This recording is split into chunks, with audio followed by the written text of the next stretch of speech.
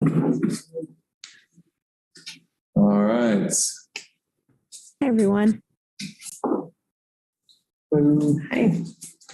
Got a full house. I see that. Recording. Let's make sure we got that. Yeah, I think we're recording, so I'll read our script here. Thank you, Jackie. Good evening, everyone. I have a few housekeeping items for the Zoom meeting. This meeting is being recorded and broadcast on the city's YouTube channel. Please remember to mute yourself during the meeting when you are not speaking. The chat function for this public meeting is disabled. All chats will go directly to me. Unless you are participating during the meeting, please turn off your video. This allows the active meeting participants to be seen on screen. You will still be able to hear the meeting. When you are participating, please turn your video on. If you have any trouble, you can send me a chat. The city reserves the right to mute people or turn individual videos off to minimize distractions during the meeting. Please remember to state your name each time you speak for the benefit of those participating remotely. And now I'll turn the meeting back over to Jackie Becker. Thanks so much, Stephen. With that called to order, we are looking to approve the minutes from our June meeting last month. If everyone can take a look at that, and looking for a motion once they've been read.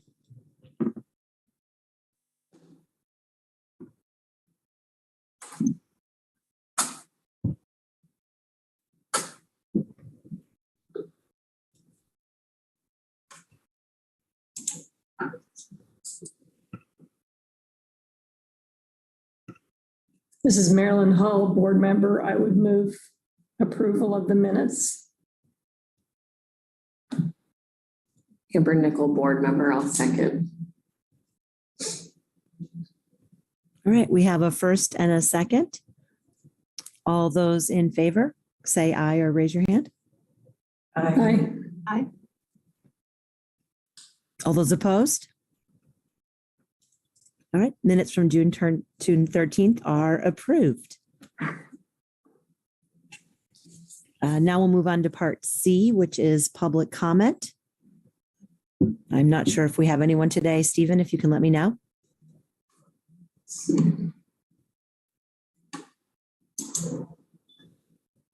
I'm not seeing anybody online. We have two down here.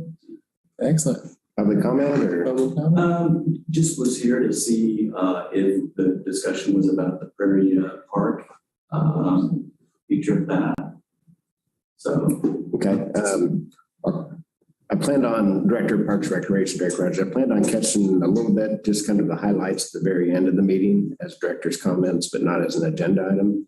But you're more than welcome if you'd like to make a public comment or make your comments heard before we start the meeting too. Was just going to support keeping it open. Okay. And, we moved here, I think 18 years ago as a convenience. But we could have moved back to Kansas City, but we chose to stay here because we really fell in love with Lawrence. And as you know, Lawrence, what makes it special is it's a moderate sized community, offers a lot of lifestyle advantages. And part of it is the parks and recs, the nature areas, the natural areas that you go and explore and stuff and de-stress and things like that. So definitely support keeping parks open and functioning and stuff. So those are okay. Things. So. Yeah, I just wanted to second that. I think it's Prairie Park offers a really great opportunity for children, for learning, for people to get back to nature. I think really would like to see it stay open. Okay. Thank you for your comments. And you're also welcome. Jackie, do you want me to just go ahead and explain a little bit about the process tomorrow? Are you good with that? Absolutely, go for it. Tomorrow night is a work session. And so we'll have public comment at the beginning. I know the city manager and the budget encourage you to, if you would like to do written comment, you can submit that to go along with the work session. And there's quite a few emails there too. So that's another good way of getting your opinion recorded for support of the Nature Center. But thank you for coming and appreciate your comments. Are you talking about Prairie Park as a whole or just the Nature Center? Prairie Park's the whole. So, Is it the whole, the nature center also? I mean, I think both of them. The proposal for closure is just the nature center. The park would still stay a part of the city of Lawrence. And Val, Renault, board member, just clarification. So when it's a work session, they're not going to decide tomorrow. No. Okay. So it's the city manager presents, and then the city commission, Mark, correct me if I'm wrong, July 19th will probably be the discussion about the budget proposed by the city manager's office. Is that Yeah, correct? Mark Hager, assistant director, that's when they set the maximum mill levy. So if they're gonna increase the mill levy, they need to do it by then. Otherwise, they're capped and they need to move things in within the mill levy that's adopted. So there'll be about a month's worth of discussion on budget, I would suspect.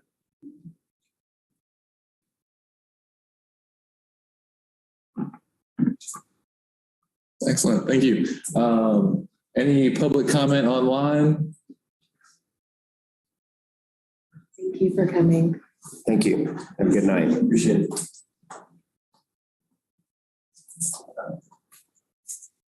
Okay. I'm not seeing any other public comment. All right, then it looks like we can move on to our agenda for the day. Item number 1 is welcoming our latest member to the Parks and Rec Advisory Board, Patrick Brown. And I see you remotely also, so welcome. I'm Jackie, the chair, and I want you to tell us about yourself. Oh, wow. About me, I'm just lived in Lawrence for years. Have 2 girls that we, essentially definitely took advantage of Parks and Rec, everything from basketball to softball.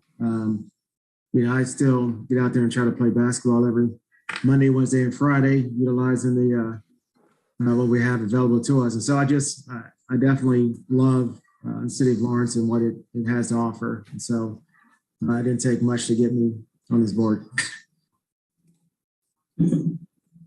Well, we definitely are a basketball town for sure. So That's right. That's it's right. excellent to have you on board with our board, and look forward to having you this whole year. And your comments and thoughts are so welcome with us too. So Thanks. item number 2 then will be our splash pad opening update. I can catch that, and Mark can I've got some backup. Derek Rogers, Director of Parks Recreation. We did our ribbon cutting with the support of the city commission, some advisory board members, and a bunch of community young kids. And that was on July 5th, Tuesday at 1:30 p.m. It was very well attended, very well enjoyed, worked as advertised. Everybody was having fun, and I've gone by there, and I know staff have too, at various hours through the day. And I don't care if I go over there in the morning or in the evening before I go home from work at around 8:30. Kids are out there all the time, and that place is getting used, and a bunch of happy kids. Mark, go on. Mark Hager, assistant director. I would just echo everything Derek said. It's been fun to just kind of drive by and make sure what we did is popular, and it seems to be getting a thumbs up every time we stop and talk to people. So we'll be posting some rural signs. We kind of wanted to wait just to kind of figure out what signs we need to post up, but we'll be doing that here in the next week just to kind of give everybody some general guidelines on how and when. But been highly used, or we're learning on the maintenance side what it's going to take for us to keep up with the use, because we have to chlorinate the water, we have to backwash the filters, and we have to run the pumps. So we're learning a little bit, and going the next week, we'll probably be a little better at it than we were the first week. So. I saw a few comments online on Facebook that it wasn't working, or that this one feature wasn't working. So I have 2 questions around that. 1, I assume that's what you're addressing now. And 2, what's the protocol for interjecting online or saying it? Like, as a board member, should we say anything? Is the Parks and Rec department paying attention and will reply to anything, or is it a? That's a good question. Mark Hager, assistant director. We try to steer people to comment to us as opposed to just throwing comments out that don't really get seen very often. The issue we had this past weekend was basically we were getting so much use, the filter got plugged, so it needed to be backwashed. It was very simple. but it was happened over the weekend. So lesson learned, we'll backwash Friday before we leave, let it go over the weekends, and then backwash again Friday and Tuesday. So it was just a matter of amount of use over the weekend. So it reduced the pressure. So people got a little upset that it wasn't working right, which is okay. Yeah. It was an easy fix. It wasn't anything major. Yeah, Derek Crouch, Director of Parks and Rec, I did sneak into it for a bike ride about lunch, and it either was at the same pressure or higher than where it was when we did the ribbon cutting. And smelled a little bit of chlorine, but yeah, very working well. The fun thing about that system is we have the ability to change how the sprays come on. So it's all computerized, and we can dictate that this stays on for how many seconds and turns off and that goes on. So we can kind of change the part a little bit. So it's not predictable that goes off and that comes on. So that's something we can play with, and we can adjust pressures on each spray out. There's that one big Hart one that shoots up. Right now it's shooting up about 8 foot in the air. We could bring it down to 3 foot if we want to. The mushroom spray we can make bigger. So there's all kinds of things we can play with on the adjustments of the spray features to make them different. It's great. Is that there, or is that some remote location? No, yeah, let's see behind the screen. No, it's all, there's a huge mechanical system behind that fence. So in that is all the controls for all the various spray features, and then the computer system that allows it to come on and off. So the timing system, all the chlorination, all the sterilization systems, all in that pit. So. This is Pat Phillips, board member. I was there Sunday morning around 9 o'clock. There were a lot of families, little ones, just waiting for it to be able to be, pushed.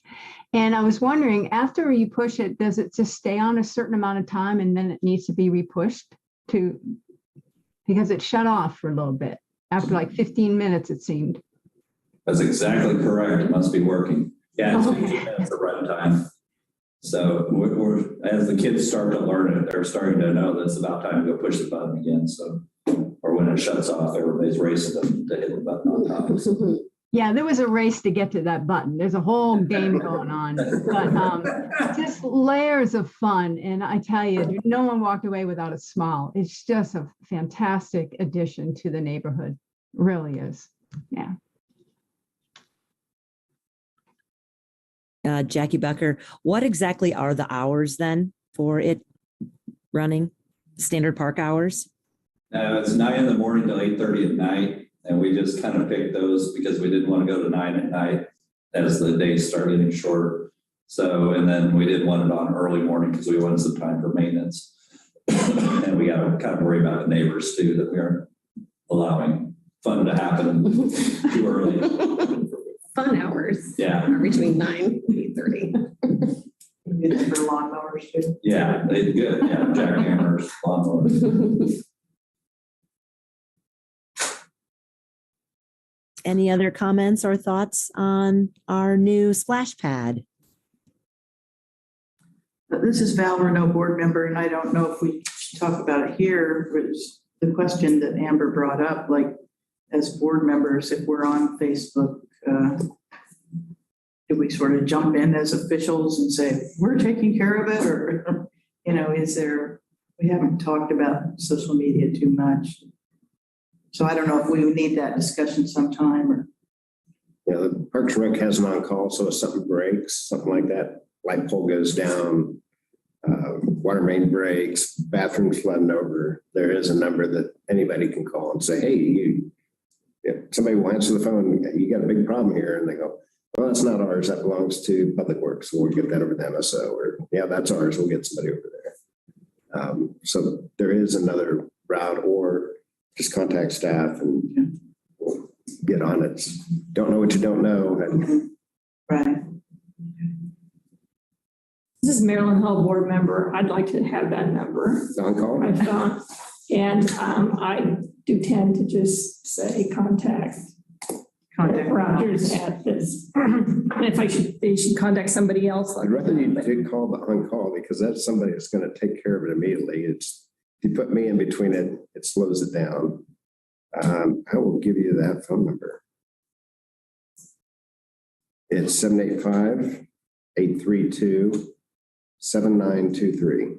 That's after hours and weekends. And that's the whole city or just Parks? That's Parks and Rec. That's our piece. So if you called something and it's really not ours, but belongs to Public Works, that person will let Public Works know, hey, you've got a problem, you can fix it. And they have an on-call too.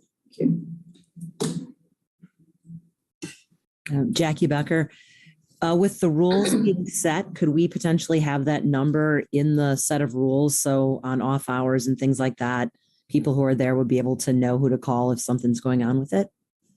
Yeah, we will have a call number on that sign.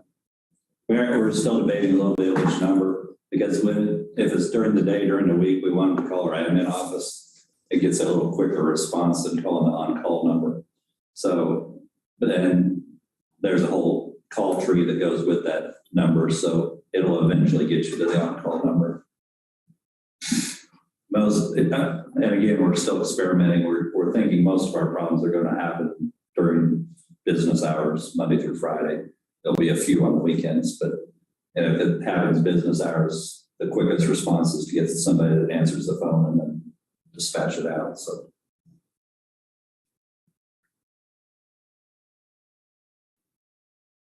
Okay. Thanks for that. Any other questions or comments regarding the splash pad? All right. Well, I definitely look forward to the next one that's happening, going to be built in North Lawrence in the future, so we can have another celebration for the next one in another part. Moving on to number 3, it's the baseball and softball update. I'm Lindsay Hart, Assistant Director. I can speak a little bit about programming. Not too much has changed since our last meeting, but we did have a postseason tournament July 5th through 7th for the DeKalb Baseball League. And so I think everybody was excited about that. And we just opened registration for a fall baseball season. And so we're taking registration now. So that's something new that we're excited about. And hopefully we can get enough teams to fill that. And so that's really all I have as far as programming. I don't know if Mark has anything to add on the maintenance. Mark Ecker, Assistant Director. One thing I might add is on the City Commission agenda, they're going to approve the CIP, or they're going to be presented this recommended CIP. So in 2023, we recommend light upgrades on the fourplex there at YSC, as well as some of the other light systems. So that would be a great upgrade for baseball, softball. In 2024, we proposed it, switching the infield to artificial turf on baseball. So another good upgrade. So if both of those get through the system, those will be 2 pretty thumbs up, kind of big picture improvements to baseball, softball.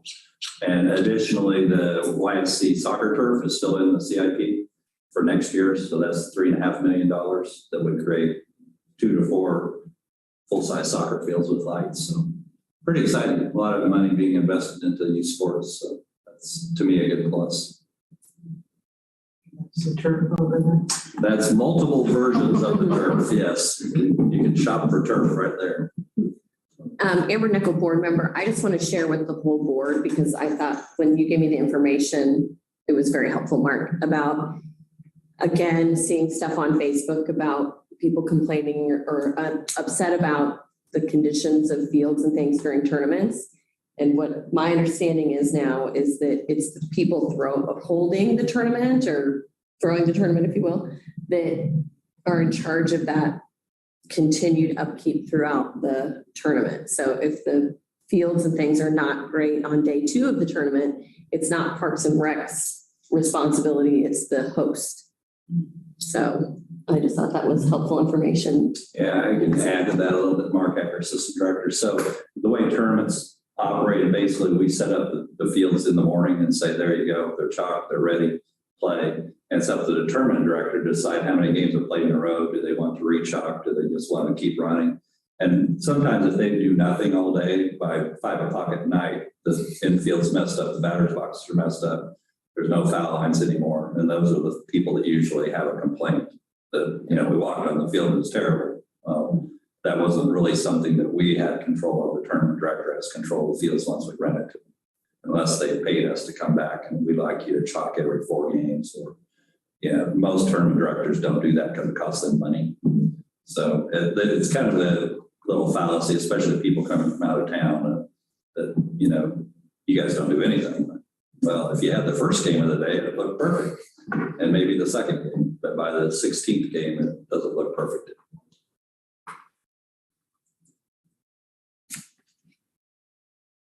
So who's John Albany, board member? So in that case, whose reputation is damaged? Mark Eckers is the director. I would say that we take the brunt of that. But the funny thing is that the tournament directors choose not to do it. We can't make them pay us, even though we know by noon the fields probably need a touch up. But, you know, they're in a business to make money. So, you know, adding additional chalk or additional drag costs money. So. Maryland Health Board member, so do you provide equipment that then they have to find someone to use, or what's the logistics of? No, some of the bigger tournaments will have their own equipment, their own chalk. They do this every weekend, so this is something they can do if they choose to. So traditionally, they don't request equipment. It's an option. It's always an option for us to come back midday and re-drag, re-chalk. But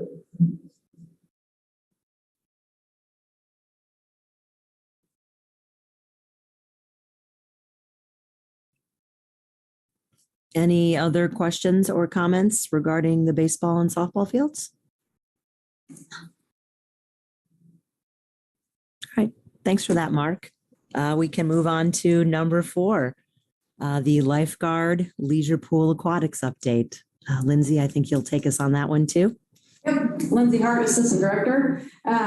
Over the last few weeks, we had a lifeguard training class. We were able to bring on 5 new lifeguards. So they're just about through the training and hiring process. So that was really exciting for us. So we have 5 new lifeguards on board, and we've been moving forward with our Tuesday leisure pool hours.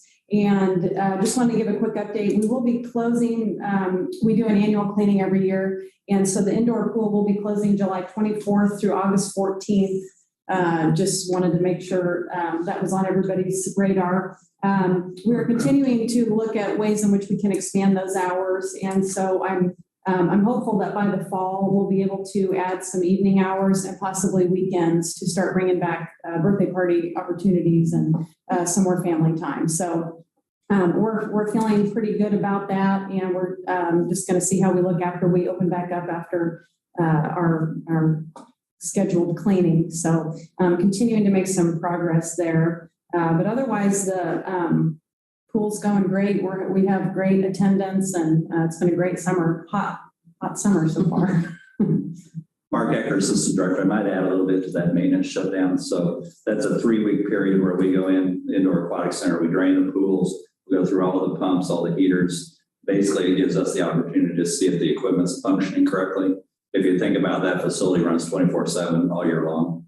So everything in that building, the pumps never stop running, the heaters never stop running. So, and it also gives us a chance to look at the paint at the bottom of the pools, which is really hard to do when there's water in the pools. But we also do acid washes on the deck, try to get some of the just dirt and grime off of there. And it's a pretty extensive cleaning / maintenance. So everybody asks why we're down so long, but it takes a long time to go through all that mechanical equipment. But for those of you that haven't been around for a while, that's kind of why we have a 3-week window.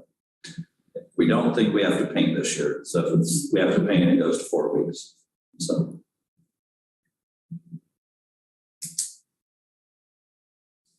This is Marilyn Hall, board member. So is the census of lifeguards going up?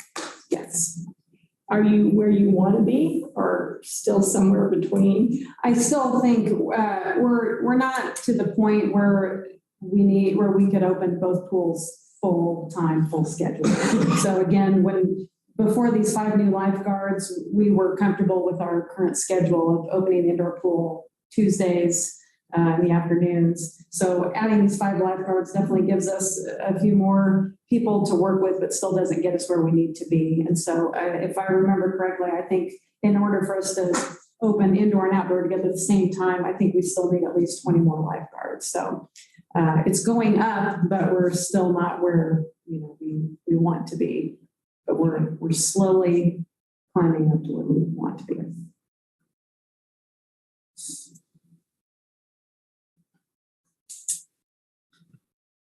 Jackie Becker, Chair.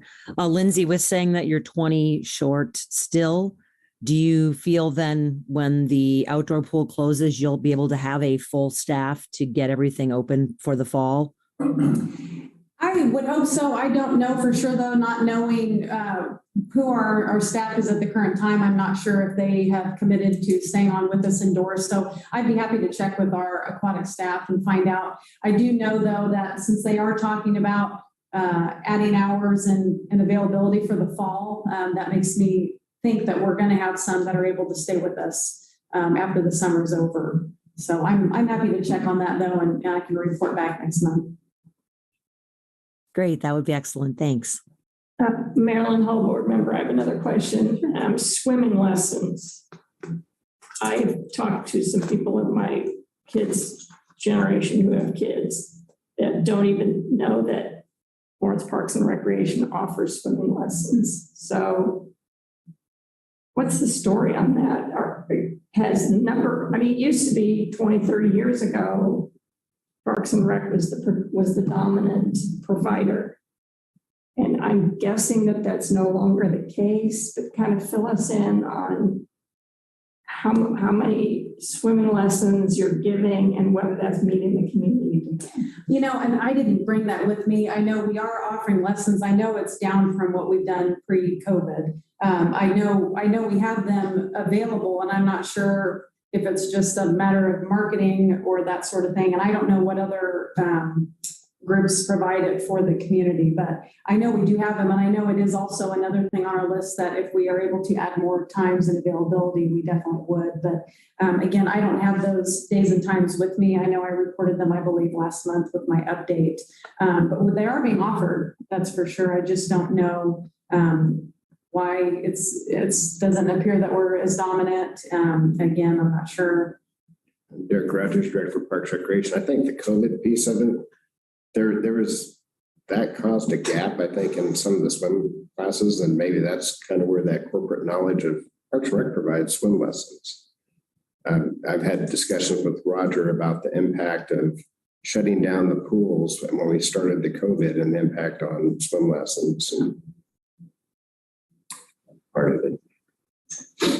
Maryland Hull board member, well, if we're doing it, definitely needs to be advertised and promoted on media that millennials consume, which is not the Lawrence Journal, definitely. I know there are some private individuals that are offering lessons in their home pools, but I don't, just from what I've heard, and it may or may not be correct, there's a shortage of opportunities. And that's something that I hope we'll prioritize going forward.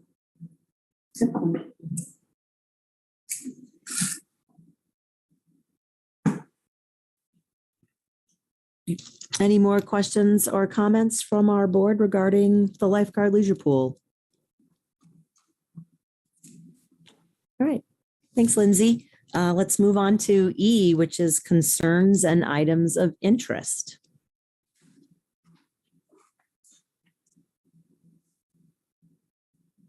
Val Renault board, this is the board member concerns, right? Yeah, okay. I have a little list.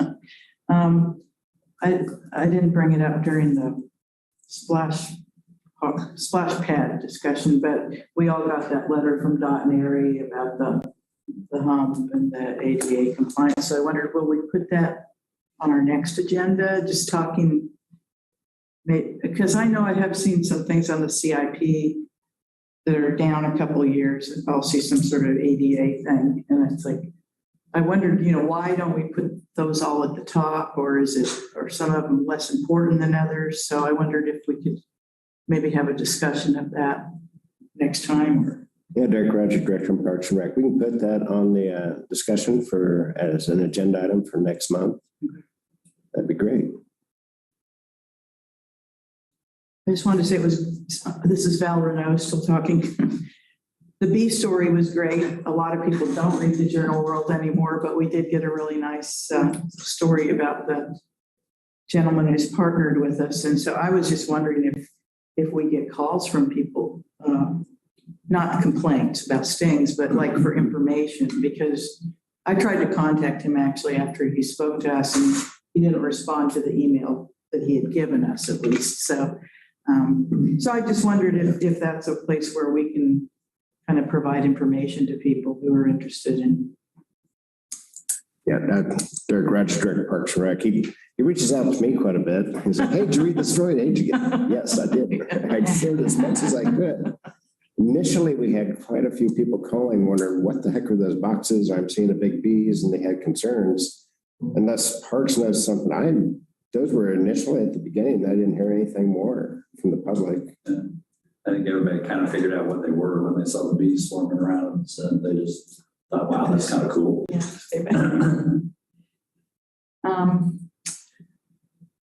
Let's see. Another thing that just a friend brought to me that I wanted to bring up, her son takes the special populations summer camp every year, and her personal life was in upheaval with a lot of health issues and stuff, so she didn't get him enrolled in time.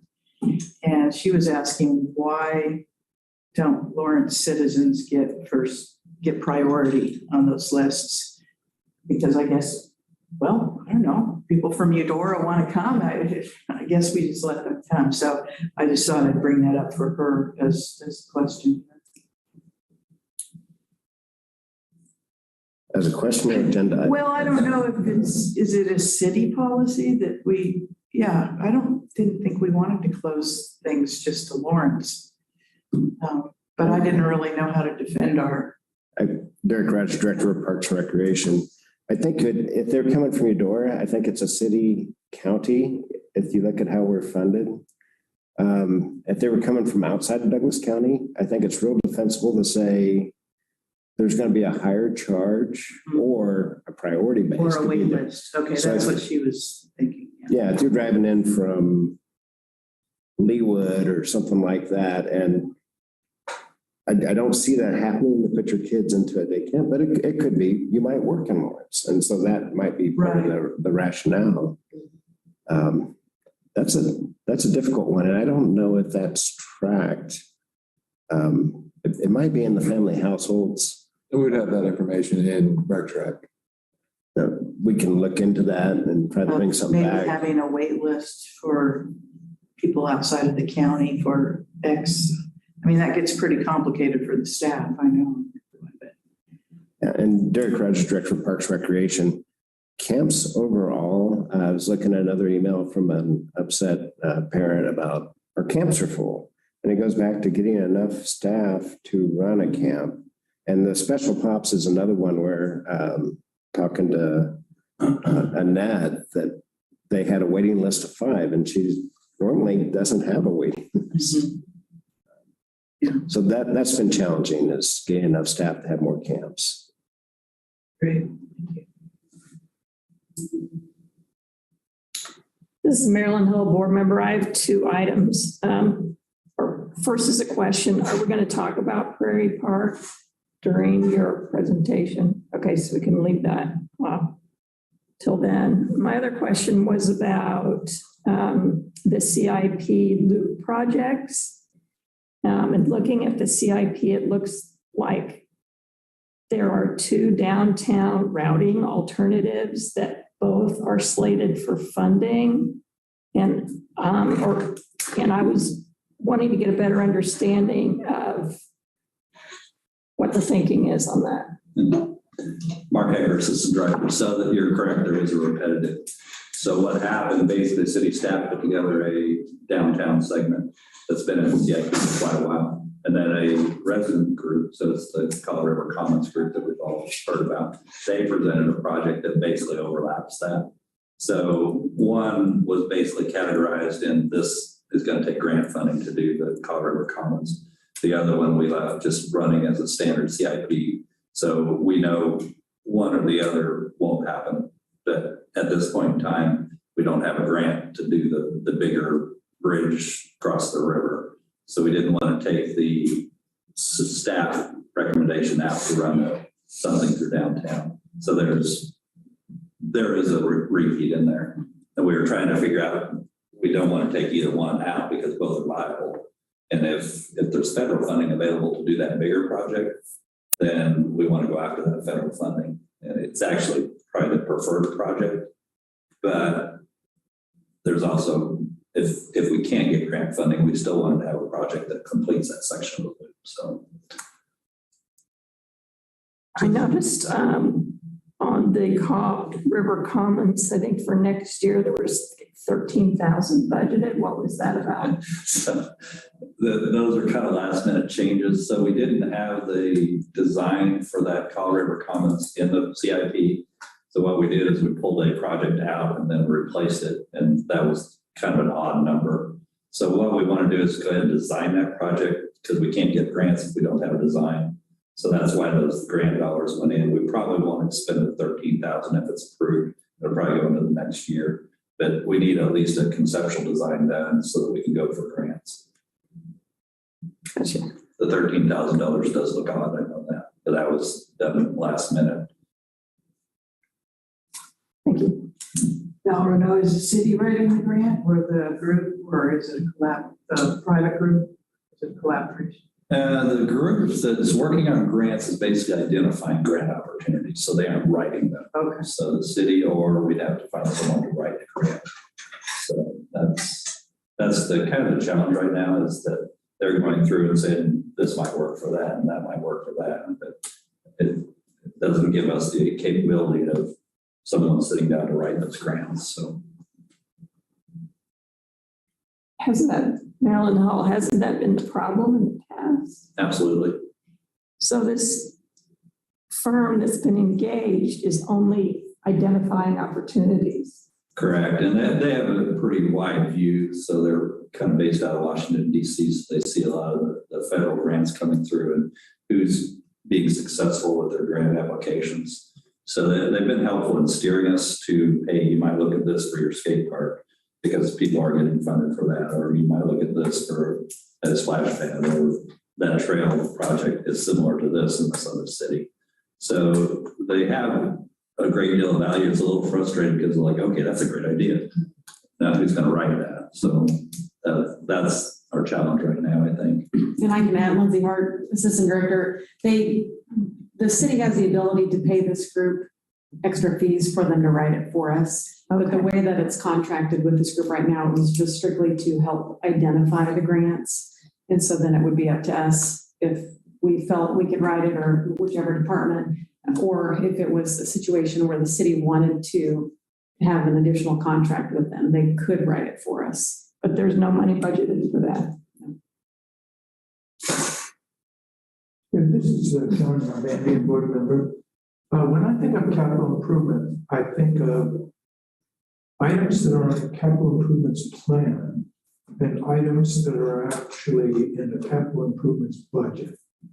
Is that still a distinction? So what are we talking about here? Are we actually talking about items that have been budgeted, approved and budgeted, or they're still in the capital improvements plan? So this year's CIP proposed by the city manager, capital improvement plan. The plan. So that puts the plan out with dedicated funding. So it's always good for the next calendar year. So in other words, the 5-year plan is allocating funding for 5 years. So what we did a little bit different this year is there's the funded list. There's a list of projects that would only be funded if grants are allocated to them. And there's the unfunded list. So this middle section is new because there are so many federal grants floating around that we didn't want to move those to unfunded. And we didn't want to put them in funded because we really didn't have the capability to fund them unless we get grants to match them. So that was a little bit new philosophy this year. We'll see what the city commission does with that. But we had a couple of projects that, like the South Park splash pad. So it was in the funded, then it fell below the line, so it went to unfunded. But there's potential for a grant for that. We can maybe look at a land and water conservation grant. So we put it in the middle section, saying that it could happen if we can find grant funding to go get it. Otherwise, it's going to fall unfunded. So yeah, if you talk to the accounting folks, they would like to say this is the plan and that's what we're going to fund for the next 5 years, period, no change. The problem is everybody changes it every year and someone comes up with something that isn't on the list. So it's not like we have a multi-year plan and then a budget that goes with the plan. The budget and the plan are integrated. They are. So if we just didn't change any project, it would be funded for the next 5 years. I see. So how does a project get in that list? Basically, either submitted by staff or submitted by the public. So usually what's happening is the public are submitting new projects that aren't on the list that, hey, that's a great idea, we should do that, but it's not on the 5-year plan, so it has to go out to year 6. Skate park's an example. So when you have a 5-year plan, you actually have money that is allocated to that plan? Okay. Yeah, and that's what the finance department doesn't allow. So each year they're saying there's X amount of funding available, and here's the projects we can do for 5 years. What happens basically is we'll resubmit this next year and go, okay, this project really came up the ladder, so we want to swap it for that one that's funded. It's not an exact science, I'll tell you that. Marilyn Hall, board member, I just would like to make one final comment for the record, and that is, if you pay an organization to identify opportunities, but you have no money budgeted to pay people to write the grants, that seems to me to be a glaring flaw in the budget process as it's currently done. And I guess I would wonder, like, what's the value of having someone identify opportunities if there's no capacity to write the grants?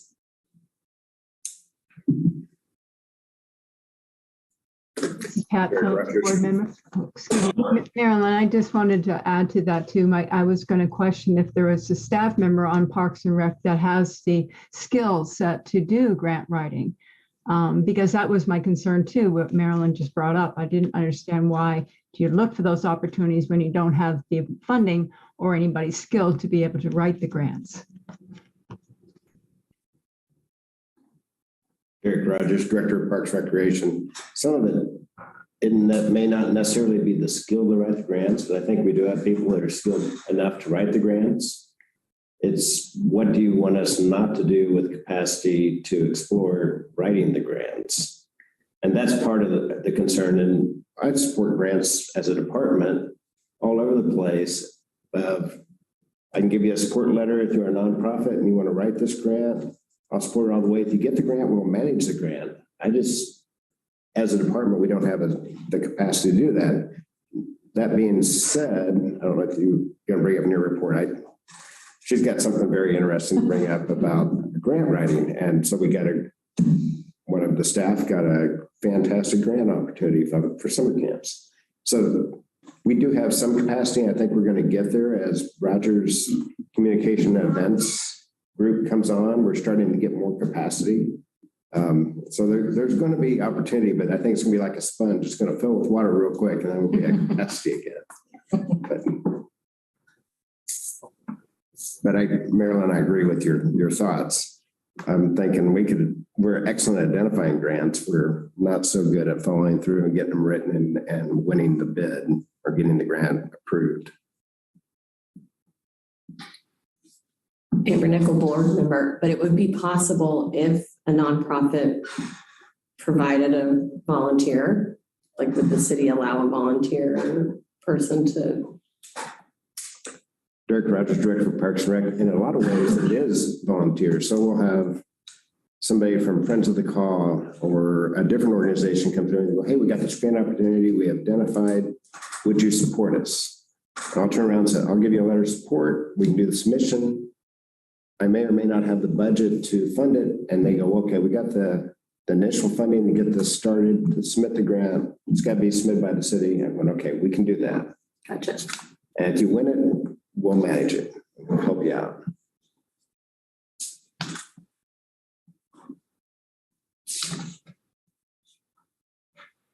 Mark Ecker, Assistant Director. I might add, we've been very successful in the past. We've done a lot of grants with trails. We've done playground grants. We've done the Sunflower Foundation used to fund a number of our projects and mostly trails, but Yeah, we've been very targeted in our applications, ones that we felt like we were pretty high success rate. The Friends of Oak Hill got a grant from community grant for historic preservation. So it happens more often than you would think. That some of the bigger ones like land and water conservation, those are a little harder to write and a little more detailed in scope. So those are the ones we have difficulty just dedicating enough time to sit down and somebody go through them and say, let's try that.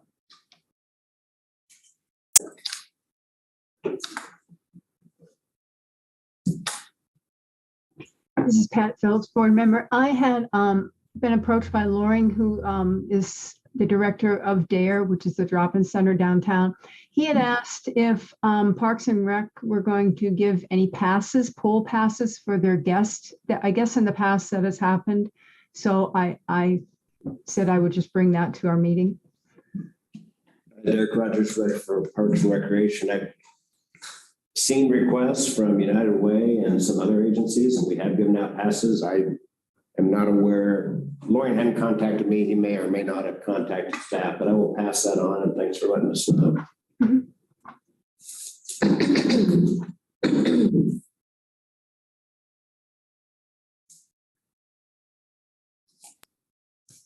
Any other concerns or items of interest from our board? This is John Albandian, board member. I'd like the encouragement to explore a small event about the Outdoor Aquatics Center, its history, basically what's on the kiosk out there, but actually bringing to people's attention in a more explicit way that, in fact, that aquatic center is not as old as I think people assume, and that we need to know what preceded it.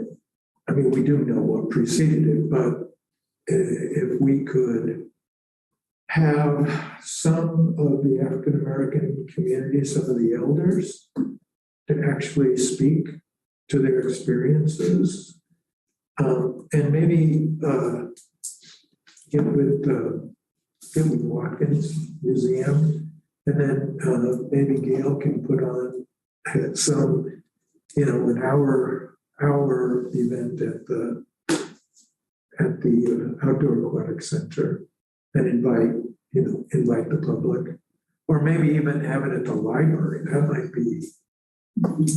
might be a lot cooler. Yeah. Good way to do it. Yeah. So is that okay? Would it be okay if I explored that? Derek Rogers, Director of Parks Recreation. I think that's great, and I could see Watkins wanting to take the lead on something like that, and we'd be glad to partner. Okay. Do something.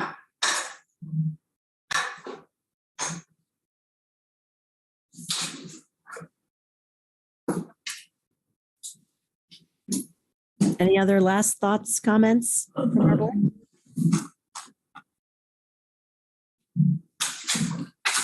Okay, well, we can move on to the Parks and Facility update from Mark Hecker. Hi, Mark Hecker, Assistant Director of Parks and Rec. I wanted to update you on a few of the CIP projects we have going. So we did get commission approval to do ADA improvements out of the YC complex. So that's a series of sidewalks and parking that will interconnect some of those fields in a way they should have been done many years ago. So that was about a $250,000 upgrade that'll happen hopefully before the soccer season starts this fall. Another one is the Eagle Bend Golf Course. We're replacing the irrigation pump station. This has been a project that's been kind of moving through the process slowly for about the last 2 years. We're having a lot of issues with that system not functioning properly. So that's a $750,000 pump station, which is kind of silly. We're going to spend that much money and no one will ever see it. But it does run the whole golf course. So that one's one we're kind of anxious to get done. Let's put it that way. So we're hoping we'll get through the summer with the current station. The Broken Arrow Park shelter, we're in the process of designing that shelter to be a year-round shelter. So we're working with an architect to do and I'll bring some pictures maybe next time, but it's kind of cool the way it's looking. We're basically glazing on 3 sides with roll-up doors, and we're looking at doing different types of seating inside instead of picnic tables. So that will be one that hopefully we'll do by this fall and make that a year-round shelter. We're replacing the restroom in the park too.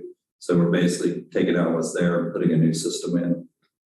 The parklet ordinance for downtown Lawrence hopefully is going to the commission next week. We're still working on writing the ordinance and the administrative policies. As we go through this, the more people we talk to, the more questions there are. So I think it'll basically take to the commission and see if they want to continue with a permanent parklet system and then what's the charges for that. So that's hopefully next week. We're still writing the resolution. Lions Park, we're working on the spray park over there. Have a meeting at 7 o'clock with North Lawrence Neighborhood Association. So meeting with the architect, starting to pick out some of the spray features that we want to put in that park. And then we also sent out an RFP for a playground. So the playground will be about $140,000 improvement over there. We hope to do those side by side and design to kind of work together. So that's our plan. So hopefully the playground bids and the spray park bids work within budget, and then we can pull that whole thing off here this fall. Hopefully probably up and running by next spring, honestly.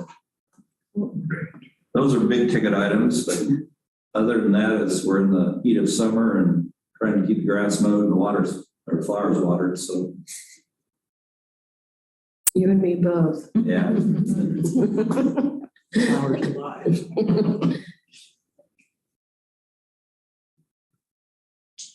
Jackie Becker, Chair. Mark, with Lions Park, I'm assuming the fields will remain the same and we're just going to do those additions on the other side of the park?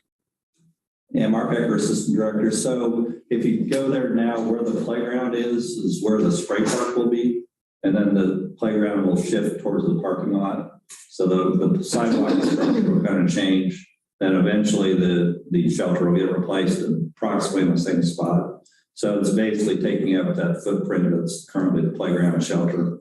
So everything east of the parking lot. So it shouldn't impact the ball diamonds at all. Great, thank you. Amber Nickel board member, I'll just say that I was out playing pickleball a couple Saturdays ago, and the courts are awesome. Good. And very busy. So it was fun. Good.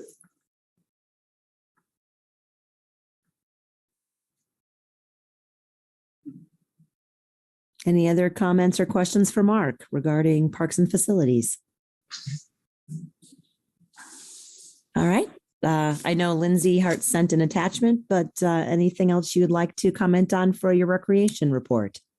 Yeah, Lindsay Hart, Assistant Director. Just wanted to mention one more thing Derek alluded to a minute ago, but we actually were just awarded a grant. Our new Recreation Operations Manager, Kent Reddick, applied for the Child Care Aware Grant, which supports licensed summer camps. And we qualified and we received $18,000 and it covers the cost of staff and supplies. And that was actually for the month of June. And so we are actually applying again and we do qualify for another $18,000 for the month of July. So we will hopefully be getting that check by the end of the month. So that's really exciting. And again, I think there's some opportunities out there for us that we can start, smaller ones that are less time consuming and easy to fill out. I think there are some opportunities out there that we're going to continue to try to keep an eye on and apply for things like that when we can. So we're very excited about that. It is. It's great. Congrats. Yeah, thank you. Renault, so that goes to the summer camps. So does that free up money to go somewhere else, or does it just let us do more camps? Or It just covers the costs. We actually had that conversation, and I'm not sure of the logistics of the way that the city accepts grant funds, but the idea and the stipulations of the grant is that it does cover the supplies and the staffing costs. So I'm not sure we're able to move money that we otherwise would have spent to enrich the program. Right, yeah, exactly.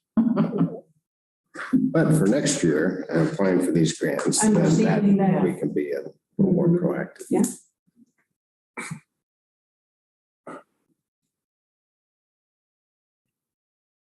Well, I love it. More lifeguards and more grants. That's a great thing, Lindsay. Thank you. Moving on to Roger Steinbrock's communications and event section. Derek Rogers, Director for Parks and Recreation.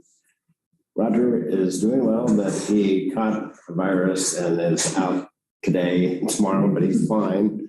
I'll provide his update, and Stephen can help me out if I miss anything.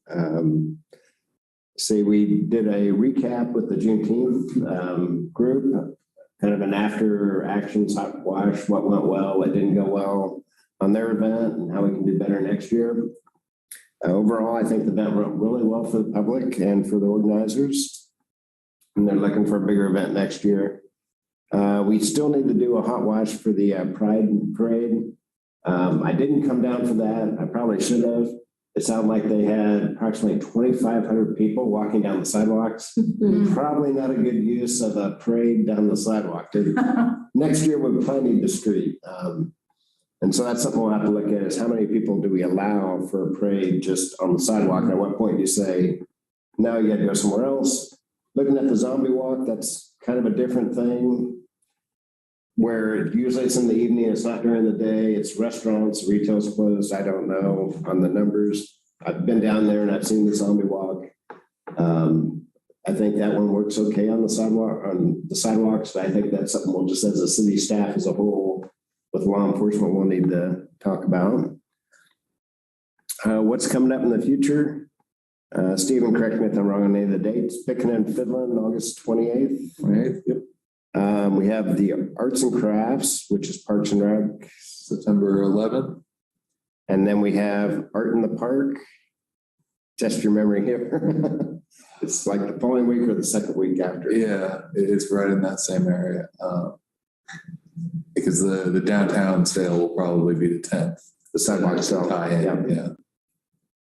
And then we'll have Art in the Park, which I think is probably the third week of September. Don't hold me to that. And then October 1st is the Hot Rod Hullabaloo. It goes by different names. That's pretty much of an update. We also have a new staff member that will be working with Stephen and Roger, Abby. She'll be starting July 17th, next Monday. Yep.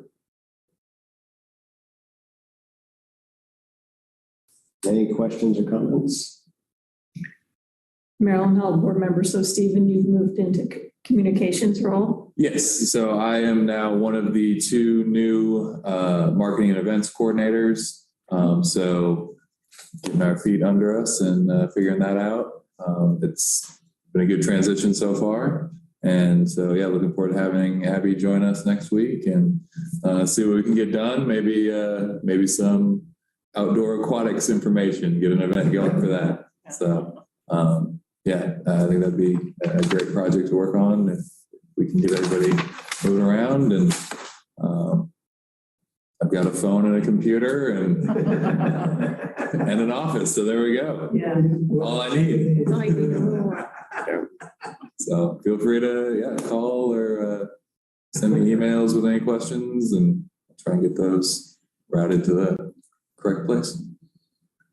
Val Renault, board member. One thing I didn't bring up because it's been on the back burner so long, and now that you're here and Addie's coming, that I think we may be able to get back to it, is a sponsorship committee, and there are 3 or 4 of us who have volunteered to work on that, and we did work with Roger on that several years ago, pre-COVID, everything. So we want to get back to that. And I think, you and Addie will probably be important people in that, helping Roger and help us. Lindsay Hart, assistant director. I'm trying to get that started internally as well. So I've been working with Kent and Annette, and we've met a few times to review our current policy and try to get a handle on what we've had in the past. And so I know we're kind of trying to get coordinated with Roger and kind of get a handle on what we have. And I know, for example, Dick's Sporting Goods has been a sponsor for us in the past for our sports programs. And we're getting in touch with them to try to get them back on board for a sponsorship. And so I think together we can figure out, who needs to be on the team. And but it's definitely on our list and something that we're actively talking about and trying to make sure we don't let it go to the back. Talks about grant ideas. Yeah. Great. Great. Thanks. Jackie Becker, Chair. So Stephen and Abby, do you have similar jobs or do you have like different titles, or how is that working? Is just people under Roger that are finally helping Roger, or how does that work? Yes, so we have the same title. We would be equal, interchangeable, and we'll work as a team, kind of each taking assignments as they come in, but generally, approaching projects as a group, Roger, Abby, and I. Derek Rogers, Director of Parks Recreation. That part of what I've been talking to Roger about too is getting the communications piece, the IAP2 training for Abby and Stephen, so we can do more of our public engagements internally. So, for example, we need to have a discussion and a public forum for the water tower park, and for some other projects that the city has just been woefully understaffed with people that are trained. We lost Josh Carsons, who is the public affairs for MSO that was trained at Porter's staff. He's trying to get up to speed, but I think this would be a great addition, not only for Parks and Rec, but at the city as a whole, to have that training so we can do better public engagements. That's really exciting. I think, I'm a huge proponent of public engagement and making sure we're listening to the needs of our community and building things correctly and filling things that we need to. So it's exciting to hear. Thanks. Stephen, who is taking over do we have someone then over at the rec center now, or who moved into that position? We did not have anyone in there. We didn't replace that immediately when I left. So that's still going through the hiring process at this point.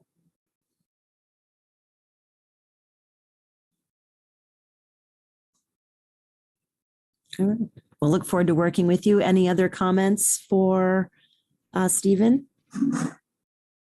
All right. And Roger, I hope you get to feeling better too if you're listening today. This moves on to Derek Rogers with the director's report. I know we have a lot to talk about.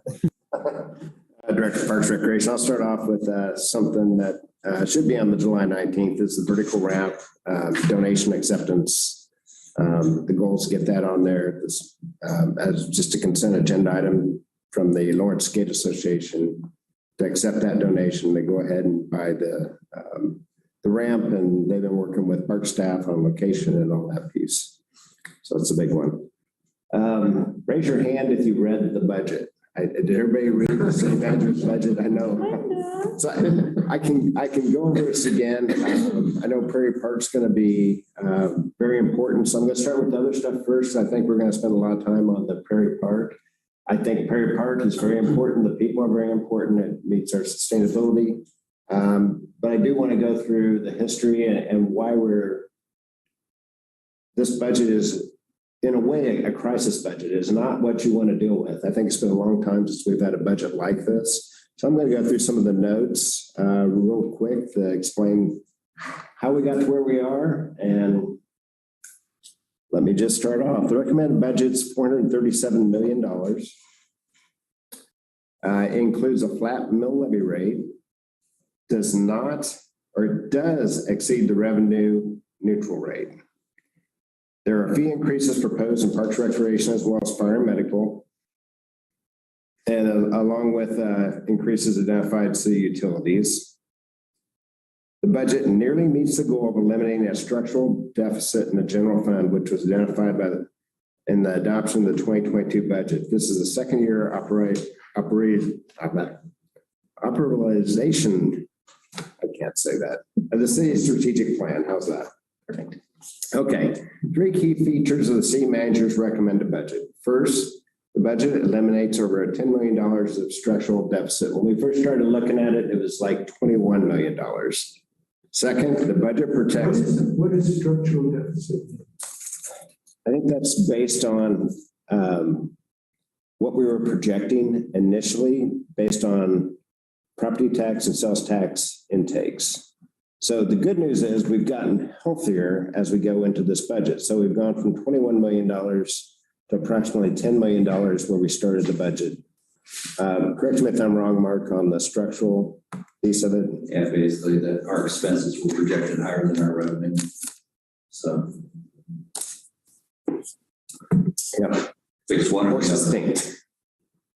The budget protects all significant critical services while calling for reducing some services in areas with the lowest level of alignment with the strategic plan, particularly in Parks and Recreation. These reductions are accomplished without any layoffs of existing staff.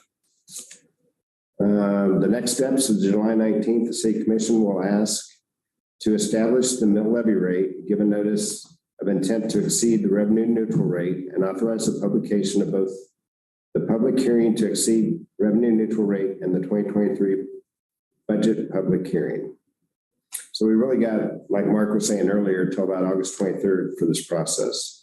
The public is encouraged to participate in the budget process by attending the City Commission meetings or by submitting written testimony to the city clerk's agendas, lawrenceks.org. Okay. So why are we where we are with this year's budget? The preliminary direction of the City Commission was to propose the elimination of the structural deficit with a budget that could sustain without property or sales tax increases.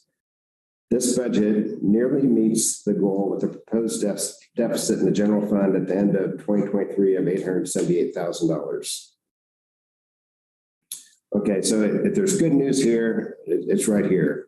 This was accomplished largely due to growth in property tax and sales tax with exceeded expectations. So this year's numbers were getting better. So as a budget director, Jeremy was having to project out worst case to keep it balanced. And so that's good news. The city also worked with a lot of outcome teams, participated of insight workshops to look at ways to generate new revenues or free up and reallocate resources. Most recently, the city's executive leadership team participated in a multi-day retreat to continue work on developing a consensus how to best align resources to support our strategic plan. And all that work is culminated in this process, which eliminates over $9 million of structural deficit, protects all significant critical services. So getting in the Parks and Rec. Fee increases, which will include, based on this proposed recommended city manager's budget, nearly 30% increase. We're responsible for $1.2 million across the board. That was based on $4.5 million revenue. So add 1.2 to that. So you're looking at potential fee increases, aquatics, cemeteries, other facility fees, program fees, memberships, sponsorships, etc. Memberships weren't considered in the 1.2 million, but if that is the direction that the City Commission wants us to go down, then we will explore memberships at our facilities. I think we have a lot to consider. We have work that the advisory board's done. We have equity and inclusion director. We have legal. We have new people on our recreation staff that actually have experience with memberships. The sponsorships wasn't part of that 1.2 million, but definitely could be. And I think the city manager, we sat down with a group and we discussed budget. And the city manager said, in my 30 years of submitting budgets, he goes, everyone has been adjusted by a city commission. So there's things that city commission goes, we want to see more of this or less of this. We don't want to see that at all, or we want to see this. So that's where we are and how the process works. Along with these fee increases, a lot of it goes to the cost. Right now, we have over 700 part-time employees, approximately 80 full-time. We have adjusted our fee, our wages for the full-time over the last 2 years. And this budget year, we'll also use ARPA funds to bring our rate of pay up to market, which by pure luck just coincidentally went with the highest inflation we've seen in 40 years. So that kind of kept us almost even. We got lucky as a city, but it goes to taking care of people. And that's where the ARPA funds and rescue funds have gone these last couple of years. Our part-time wages, though, in some cases have gone up 50%. Parks and Rec maintenance, $16, $18 an hour. It was down around 11 or 12 not too long ago. And still to attract people. So you go back to the great resignation of individuals, and we have people that one reason or another decide they don't need to work right now. So that's a challenge. We would love to do more. And the other thing to note here is you're potentially going to say, okay, I'm going to pay 30% more, which is covering wages, commodities, fuels, inflation, everything else. You would think, well, my service level is going to get, I'm going to get the full swimming pool now. I'm going to have the leisure pool and the laps. Our goal with this budget is to stay where we are, maybe get better, but it may still mean that we don't have enough resources that we can maintain service levels. They may need to be adjusted.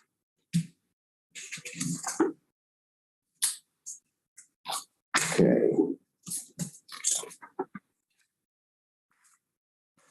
Let me go through the quick highlights. Jeremy, the finance director, will talk about this tomorrow night in the work session.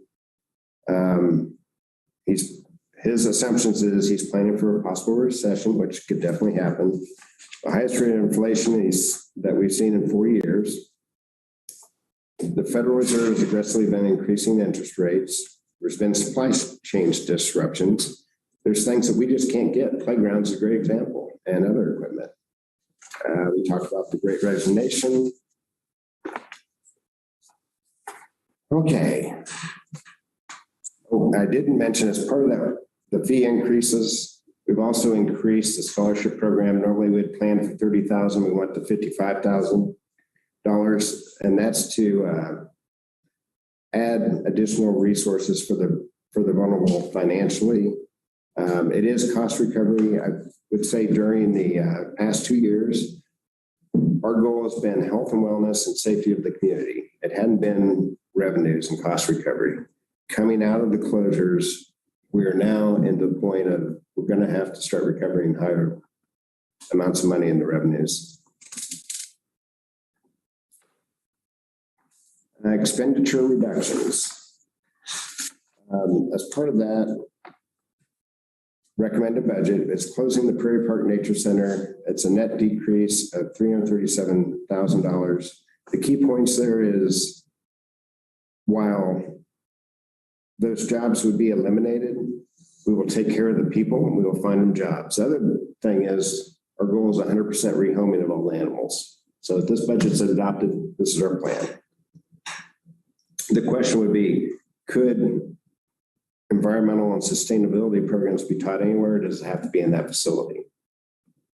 Those are programs, these people are programmers, even though they have a biology degree or environmental studies degree or what have you, they can teach that. They are programmers. They do programming all the time with camps.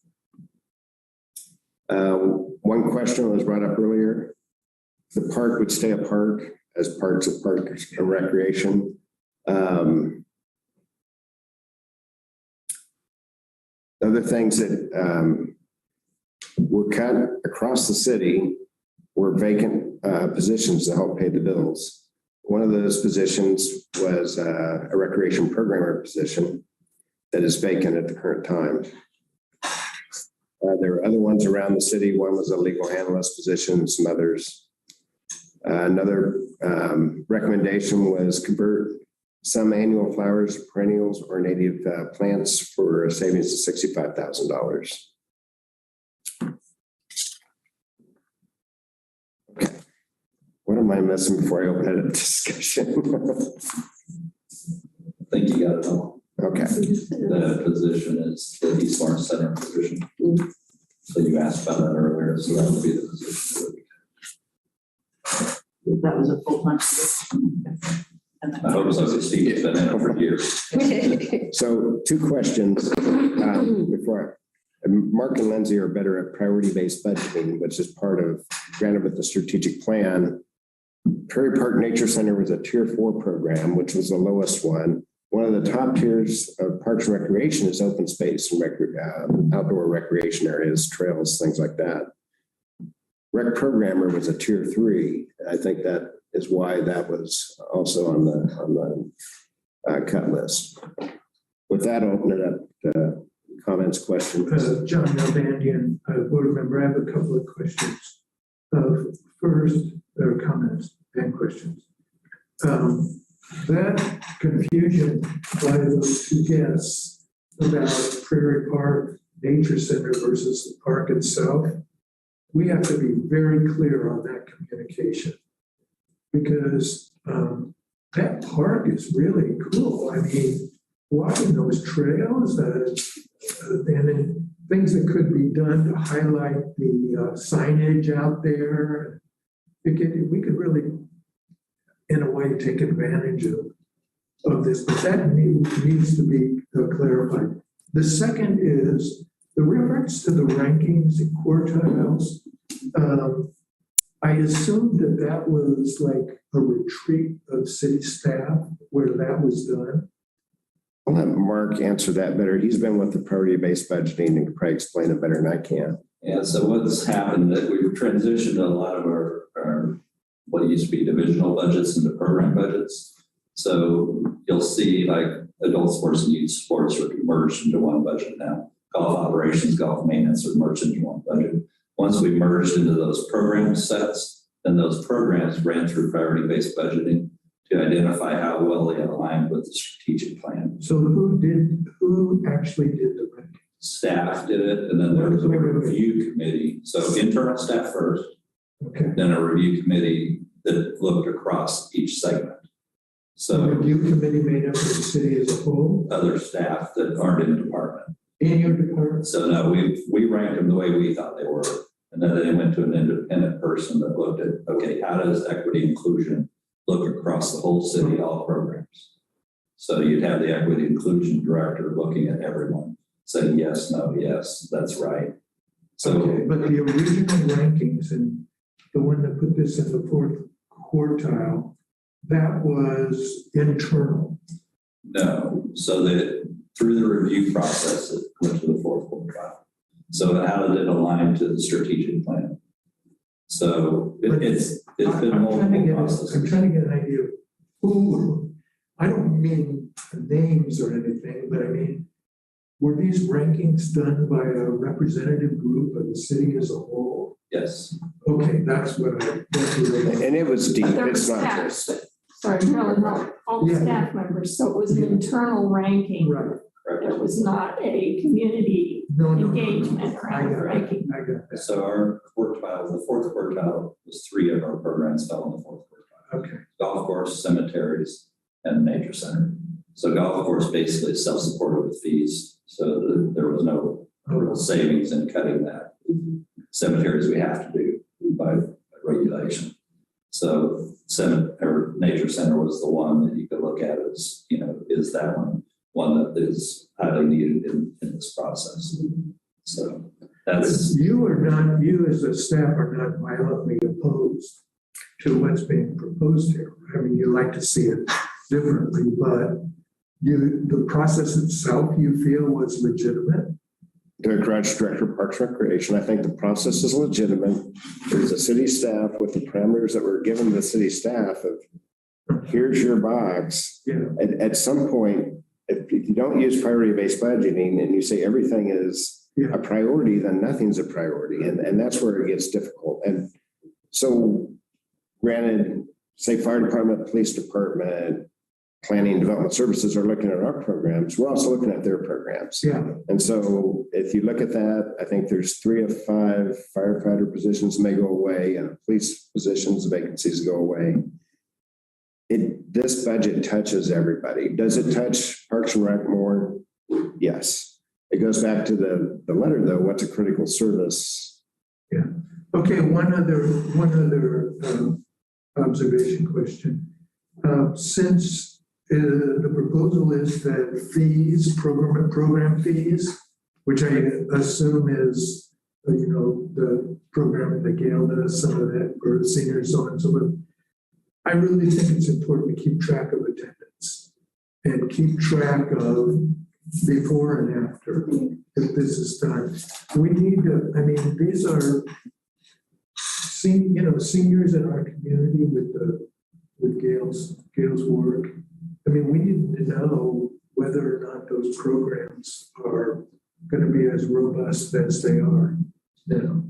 So, Derek Rogers, Director of Parks and Recreation. So, as we looked at the scholarships, so we have WE folks, but we're also looking at and trying to develop an ageless scholarship program. So, regardless of your age, there's an opportunity for, say, some of the seniors that work with Gail, for example, or that golf or do whatever. There may not be a lot, but there's something to not deny somebody that is economically challenged an opportunity. I have a question around that. Amber Nickel, board member. Historically, are all scholarship funds used?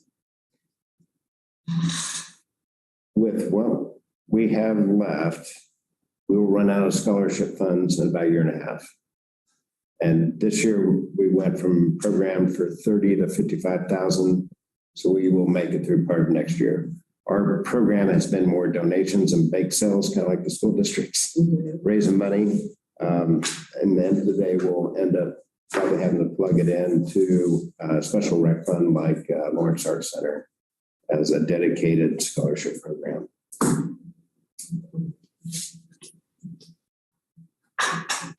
So if you look at our metrics, it says 100% of the scholarships are awarded. Of those people that applied, they got a scholarship. So the churches over there. Maryland Hall board member, we don't know how many people self-selected out because they didn't think they could afford it and maybe didn't know about the scholarship program or for whatever personal reasons didn't want to apply. Those are the people I'm worried about. So, but getting back to John's point, so staff, you're basically saying that you support this recommendation of closing Prairie Park Nature Center? Based on the parameters given the city that was in the city manager's budget. If you look at what's in the proposal, yes, support it. And much more support fees over cutting positions and losing people. If we do not bring in the fees, and I think we're behind on the cost recovery, go buy a loaf of bread, go do something in the grocery store and look at our programs. We have not kept up, but that hadn't been our goal, but yes. Head over to North Lawrence. Have fun. Thanks. This is Phillips. Oh, go ahead, Marilyn. There's significant opposition to closing the Prairie Park Nature Center. I just looked at the city commission's agenda today and there were maybe 50 letters and maybe there'll be double or triple of that. I'm wondering how you respond to that groundswell of opposition. Derek Rogers, Director of Parks and Recreation. I really don't feel as a department we need to. Whatever the commission gives us for a budget, we will work with to provide the services to the community. The city managers recommend a budget, goes to the city commission, gets presented to the city commission, now it becomes the city commission's budget. The budget that Parks and Rec submits to the city manager isn't. So it's a process. So it'll go through the process. The city commission has many options on what they want to do with their budget. What would be the timetable for closure? January 1st is the recommended closure. That being said, to place an animal, let's say an eagle that can't fly, through the federal parks, U.S. Parks and Wildlife Service, it takes probably 5 to 6 months as an educational bird, try to find a home. So we would probably be longer than that, trying to get those animals rehomed. There were some of those animals that'd be really easy to get rehomed. If this proposal recommended budget is accepted for that option or with that option. Do you know if the city would consider some kind of public-private partnership that would allow the facility to be open on a part-time basis for the public? Like, let's say there's a preschool goes in there and operates Monday through Thursday, and then Friday through Sunday, it's open to the public, or Friday and Saturday. Is there anyone in the city that's investigating creative ways to sustain this type of programming in this type of place? Director of Parks Recreation, I think the programming can be sustained. Salaries, I want to say, was around $287,000. It's people, it's 2.5 full-time positions and 10 to 12 part-time positions. Feeding and care of the animals is probably the rest of the budget, the facility and utilities. If the city commission's direction is to do that, I think that's a great opportunity. I think so. Like Mark said, I want to say August 23rd is the completion. We're just getting started into the public engagement and the next phase of the recommended budget. And is it clear what the people who are concerned about the closure, is it clear what that they value most about that place? I mean, is it the programming? Is it the exhibits? What is it? I mean, I scanned the letters, and it's all of the above. Oh. Because the programming can be duplicated. I mean, that might minimize some of the opposition, but the animals can. Well, then they've done some specific camps out there based around what's available at the facility. Those would be might be hard to replicate. And Derek Rogers, Director of Parks Recreation. So some of those camps, I think could still go there. It's an archery camp. It's a naturalist style of camp. I think those camps would still go on. No different than the state of Kansas doing camps on the north side of the lake. They don't have a facility. They do have some small animals in there, snakes and herpetology in their one building. But I think a lot of the camps can be replicated. Can the animals be replicated? And that answer would be no. Well, 3D printing. So just what they do at Prairie Park Nature Center has been phenomenal over the years, and visitations. I think Marty had tracked in pre-COVID, I think it was 2019, 54,000 visits, 55,000 visits, which included probably 10,000 between her programs and classes. A lot of those visits are well outside our county. They come from Missouri, they come from everywhere else, they come from school buses because they come for a free zoo and some of the nature stuff. So if there was a membership, what would be the fee for a kid to come through, and would there be a difference? Could they charge out of county? And in my opinion, I think the city commission, in my opinion, would support a fee for a busload of kids coming. We've talked about this before. Could we charge for something like that instead of Marty and staff at Prairie Park don't know it's coming, and we get 3 school bus kids and they're just overwhelmed and they're trying to teach classes. So a lot of great ideas from the staff too. This is Pat Phillips, board member. When you talk about those great ideas, Derek, is there a time to be able to present that to see if it could increase some revenue from that facility? And Derek Rogers, Director of Parks and Recreation. I think that the city manager's recommended budget is set, and then they get presented in the work session tomorrow. the city commission. And so I think until that's submitted and we get direction from the city commission on what their expectations, I think the budget's the budget. At this point, the recommended budget going to the city commission. So I'm not an expert on budget. So. This is Pat Phillips again. I had another question regarding fees. I know you made reference to increasing fees for some of the programs in the aquatics. Does that also, the fees include looking at people paying a fee to even use the facility? Is that under that as well? Greg Rogers, Director of Parks Recreation. So if you looked at aquatics, I think an entry level now is $5 to enter, go to $6.50 at 30%, and an adult would go from $6 to $8 roughly, or $7.80. If the city commission recommends, which wasn't in this budget of the 1.2, that we should do memberships and explore it, and we will do exploring and memberships. But at this point, the recommended budget with what we had discussed with staff, that we all said, looking at priorities and what we're doing, memberships wasn't part of that 1.2 that was submitted. So could we raise funds off of memberships? And what would that amount be is something we'd have to explore.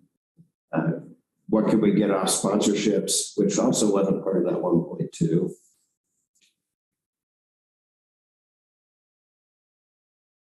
But it would go to field expenses. You rent a field going up 30%. You play golf goes up 30%. Your swim lane rental may go up 30%. A class program, until we can catch up on our cost recovery software, this should get us pretty close in line.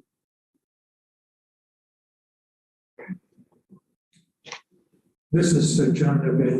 One more just observation. I am very surprised that the city commission has not asked our board for our response and recommendation. I'm not going to advocate it, but it's sort of like, well, we are advisory board to the commission, and they haven't asked them. Well, that's their business. But. Derek Rudge, Director of Parks Recreation. Just my opinion, the going forward with whatever happens with the city commission and their recommendations, I have a feeling that Parks Rec board's going to be very busy. No, board members. So basically, you have to come up with 1.2 million in additional revenue. And will it be up to the department to decide, come up with a plan for doing that? Or will this, or how is this? I mean, are we definitely raising all aquatics fees by 30%, this and that, everything by 30%? Or are we going to have some opportunity to weigh the costs and benefits and affordability and come up with a plan that represents the values of the community? I'm Derek Rudge, Director of Parks Recreation. The proposal was presented by Parks and Rec as part of this budget at 30% across the board to do the fee increases, and with the boost in the scholarships to help address the financially challenged and the vulnerable. The cost recovery is based on the cost recovery pyramid, but with all of our additional fees, we haven't captured that at all. That hadn't been our focus for these last 2 years. The other question is, that was based on a revenue of $4.5 million. I'm not sure we'll make that this year, $4.5 million. So that may mean actually more money that we're going to have to come up with in revenue. And realizing too, also supply and demand. But to get back to my question, who decides the details of all this revenue generation? who decides or how did it get? Well, as staff said, 30% across the board. We're not going to consider the values of some things over others, or who uses this facility versus who uses that facility. If we go down the same memberships, then that might be a possibility. Do you say there's a higher membership fee for Sports Pavilion Lawrence over the community building? But you're talking overall, if it was to raise fees, to be fair and equitable and based on inflation, it was roughly 30% at every program, everything we do in Parks and Rec. You rent a shelter, 30%. You pay rent, you rent the Carnegie building, you rent the golf course, and as a tenant, 30%.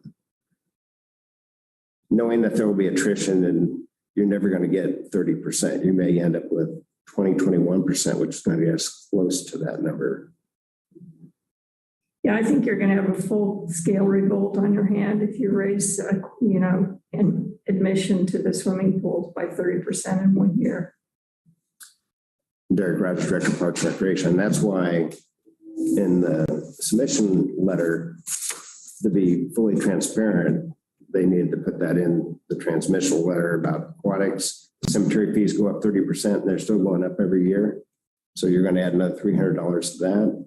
A round of golf would go up $10 a round roughly. Some of that may compare to market rate. Some places, our cost recovery may be lower than market rate. A great example is our summer camps. Our summer camps may be $90 to $100 a week. Johnson County is $135 to $150 a week. So we know for a fact we've been way low in our pricing for many years.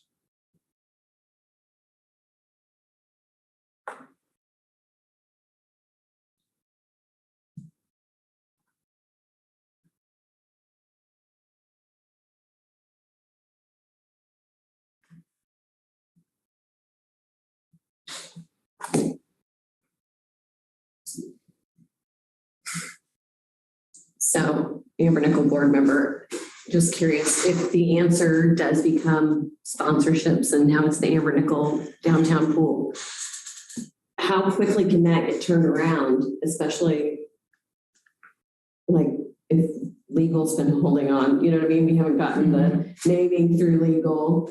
So would it even be an answer if somebody would sponsor the sponsorship Prairie Park policy? I think is approved. I need Roger to answer that, but I think we got the naming rights in there. If you wanted to spend $100,000 or whatever it would be to rename Sports Pavilion Lawrence, the Amber Nichols facility. To your point, Marilyn, just thinking about this, let's say the commission, and again, a lot of this recommended budget is going to be impacted by what happens, but let's say the commission goes, we don't want fees going up 30% everywhere. We want you to go do memberships and sponsorships. So that could be impacting. But we know for a fact we haven't kept up with inflation. No. I'm not objecting to fee increases because I think we probably need them across the board. What I'm objecting to is an across the board 30% without consideration of the populations impacted. So you're saying, could we not increase aquatics, but increase golf or something like 50%? Increase aquatics by 10% and then increase something else by 40. Or hold the children's fee down and So what do we do for aquatics now? We discount $30,000 in swim fees. So we give United Way so many thousands of dollars of $1.50 entry fees. Those entry fees would go up for the nonprofits that give them away to $2 instead of $1.50. So we're still addressing that need of the community by expanding what we give to the vulnerable. Yeah, I'm sorry, but I'm familiar with that and the way that money comes through the Douglas County Community Foundation to help support that. The way those passes have been distributed in the past is through nonprofits who only have contact with the people that they serve. They don't have contact with all members of the, low income community in Lawrence. So I guess let me boil it down to this. I would like to know if this advisory board would be interested in or willing to go on the record with the commission saying that we would like to be involved in considering how this revenue increase will be implemented. Is that something that others would support? Jackie Becker, Chair. I know independently as myself, I am absolutely on board with you with that consideration. Derek, is that something that we can request to the City Commission? And Derek Rogers, Director of Parks and Recreation, I think that's definitely something that you guys could do. This is John Nalbandian. I don't think we need Parks and Rec. We don't need City Commission's approval for that. All we need is Derek to say, yeah, we can respond. We'll like to work with you. You can help us out. Yeah. Anything you can do for us to help make this more equitable and efficient is of value. Then I just want to make sure it gets framed in the public as the department needs to come up with this amount revenue increase and not reported in the news as we're cutting 30% across the board. That's good. Not cutting.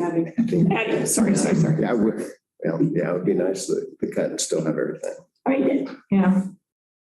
There's equity problems all over this that, and I think it is important to having community engagement and considering how different programs and populations are impacted.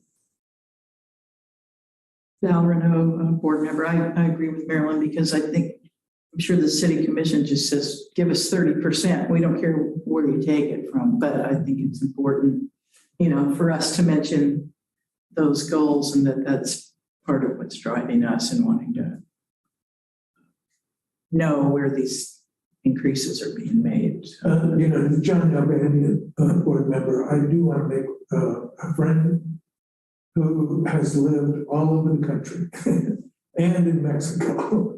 And he's living here now, and he says to me, he goes to the community center to lift weights, and he's been at the sports complex, and he says, I can't believe I don't have to pay a fee for this. Mm-hmm. And I would assume that he's of a similar social class as you. Nope. Okay, that assumption. He lives month to month, and I help him. Hmm. And he's still surprised he doesn't have to pay.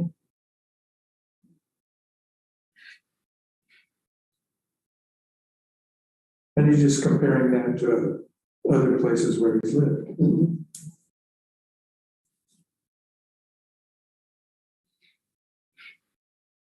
But Derek, I think we can be an asset to you rather than, us and them.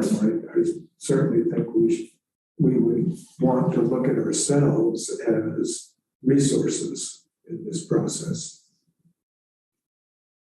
Absolutely. Yeah, it goes back, some of it in the cost recovery. We just haven't, according to the cost recovery pyramid, we're just in some places extremely low, even with what we're supposed to subsidy and what we agreed on. Jackie Becker, Chair. Can you let us know, since we now do have two members underneath Roger, and we are bringing sponsorship back, can we start making sure that meeting can start happening next month and definitely have some of this consideration pushed to the forefront of that committee so we can, as an advisory board, be giving suggestions to our sponsorship, through sponsorship to Parks and Rec, hopefully for some ways to find more revenue that will hopefully, again, with this 30% increase, maybe give us accessibility to not have 30% on some of the things that, like we said, for certain populations, equitability will be a huge effect on this 30% increase. And I think sponsorship is definitely the way we need to really look at and start, we didn't have it for a long time. I think it needs to come to the forefront now. Yeah, Derek Rogers, Director of Parks and Recreation. I think that's great, and not quite sure where that's fallen out. Now we got a little more staff with Kent or Roger, so I'll let Lindsay and Roger figure that out on who takes the lead on it.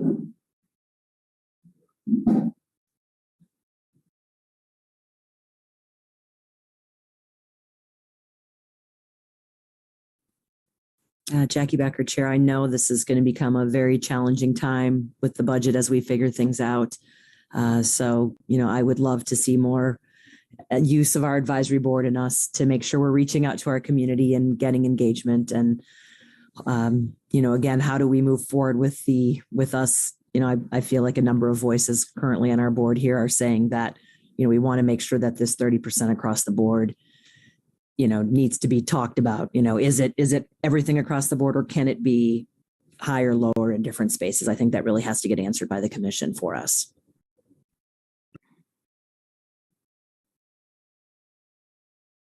And Derek Rogers, Director of Parks and Recreation. I think that sounds like a plan. And maybe the commission a la carte things, and 1.2 doesn't have to be that.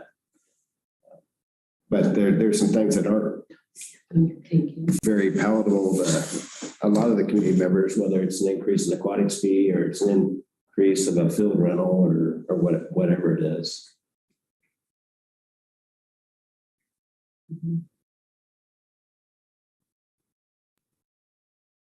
Jackie Becker, Chair. Marilyn, is there any statement you want to build or have us make, or how are you feeling right now?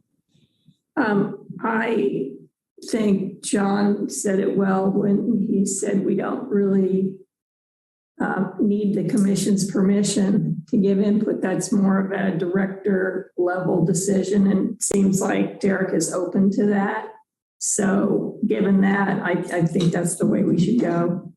We don't need to take any formal resolutions or actions at this time. Okay, thanks. Does anyone else have any more comments in regards to this budget situation for the year?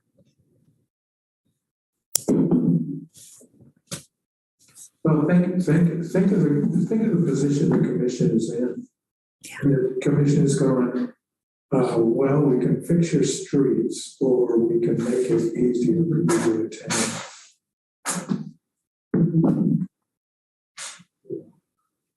That's the kind of decisions that they're facing.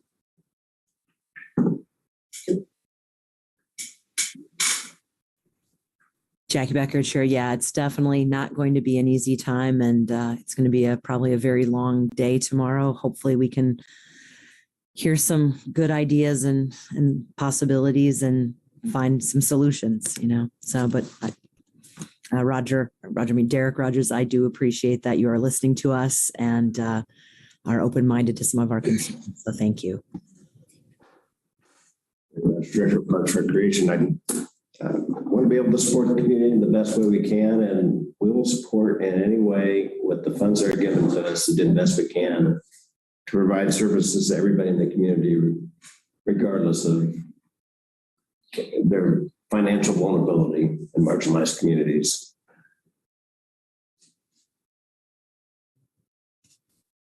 I couldn't agree more. Any last comments or thoughts? I know we're running a little late today, so. All right, if I don't see any more, our next meeting is looking to be August 15th.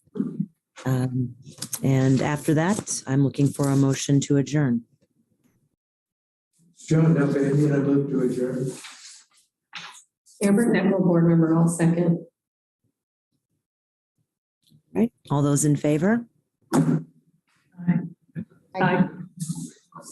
All right, thank you all so very much, and meeting is adjourned. Thank you. Bye, everyone. Bye.